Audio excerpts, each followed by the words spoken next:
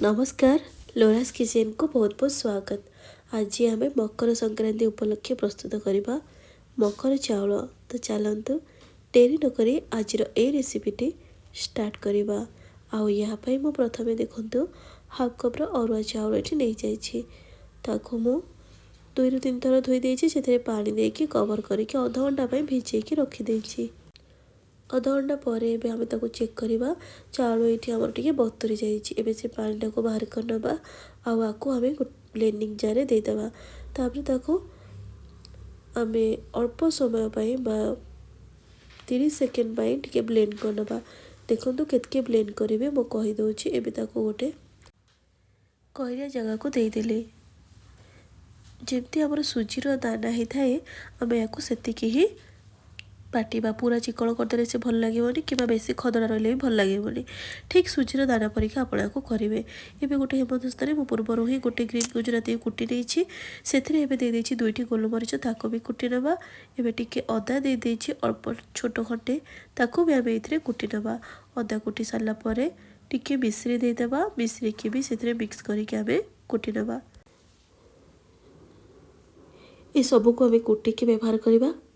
तार फ्लेवरटा बहुत भल रमती ही मकर चाउल मकर संक्रांति दिन घरे प्रस्तुत करा जाए। भगवान निकट में भोग लगी था।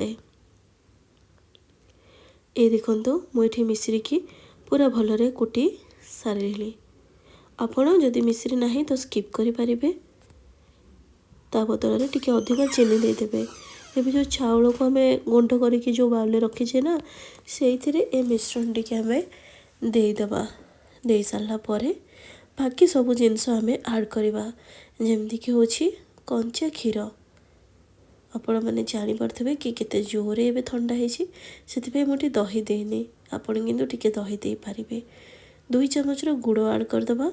गुड़ दे सारापर घरे मु छेना प्रस्तुत करके रखी। छेना ये मु 1 चामच दे दूची। एथिरे एमती किसी क्वांटिटी न थाए कम किंबा बेसी। आपण किसी भी फलमूल है किंबा छेना गुड़ जहाँ भी आपण कम बेसी करें। एठी एबे टिके कटा सेव को दे दूची। कटा कमला डालिंब आउ टिके नड़िया को मुझे दूची। कदली टिके भी मु काटिकी रखी ताकू दूची। आपण कहे दही तो ऐड करना तो कदली केमती दौरान। कदलीटा खाइला बेले बाछिकी खाई हेब। से देदेली टिके महू अल्प टिके घी में ऐड करदे।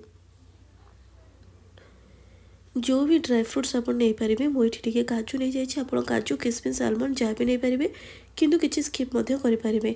ये सब फल भर जब किसी आपन को पसंद लगे ताको स्किप करके पसंद अनुजाई फल नहीं पारे। किंतु मेन हूँ कदलीटा कई टे राशि ऐड करती। आप घर जब भोग लगे हो राशि ताहले राशि टी दे पारे। नहीं तो केवल माने आम पटे केवल चाउल ही होता है। एबे सबको केवल आम मिक्स करनवा। मिक्स कर सारा पर प्रस्तुत होमर मकर चाउलटी सांग मान को आम पिला बेले देकी मकर आम डाकाडुकी था।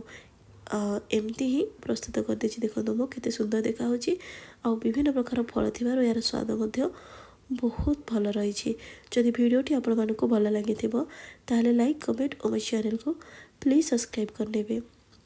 ये देखो ये आमर रेडी हो गला बाउलटी केते सुंदर और डिलीशियस है ना।